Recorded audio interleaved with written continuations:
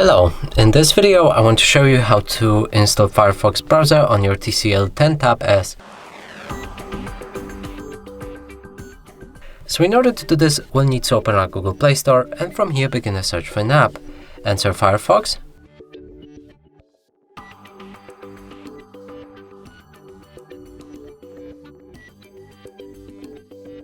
Hit the search button, now select this app and install it.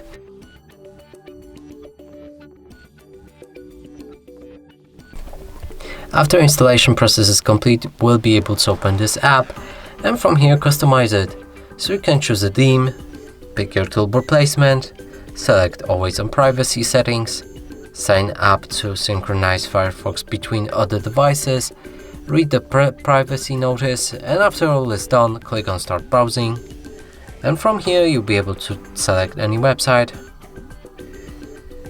And as you can see right here, the browser works properly.